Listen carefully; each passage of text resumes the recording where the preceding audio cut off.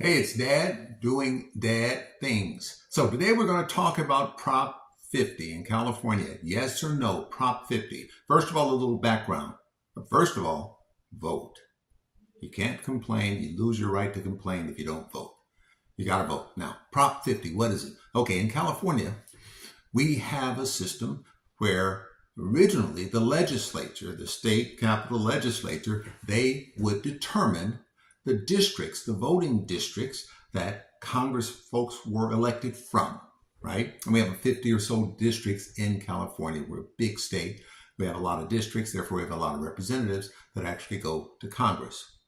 Now, in 2010, we, the voters in California, said, you know what? We don't want the legislature picking those districts. We voted for a citizen committee. And since 2010, the citizen committee has been doing the districts.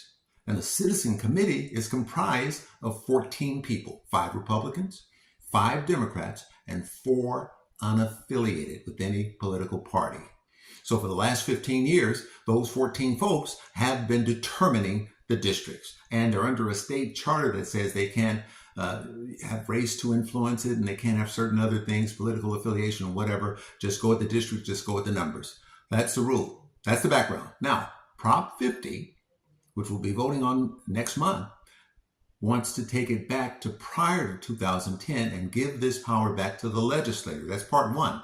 Part two, it makes a recommendation. This recommendation doesn't have legal weight. It makes a recommendation that the U.S. Constitution should have a provision that pretty much guarantees that all district setting throughout the country will be fair and equitable, etc. But there's no weight in that. Right? That's not a national thing. That's not a law. It is just a suggestion baked into Prop 50.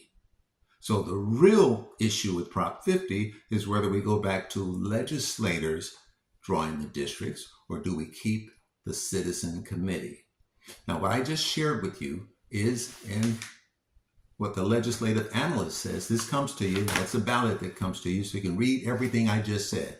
I don't do the commercials, right? I'm just going to read it. So I'm not saying you should vote yes or no. I'm saying you, as a citizen of this country, should do the due diligence and at least read it.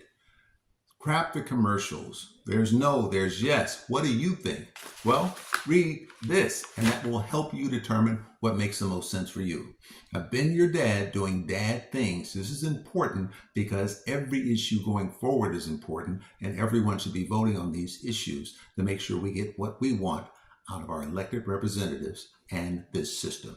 So, do you vote yes? Do you vote no? Your decision. But I hope you use what I call IT. Intellectual tenacity, right? To read this instead of watching the commercials before you make your decision. We'll see you again next time. Take care. Bye.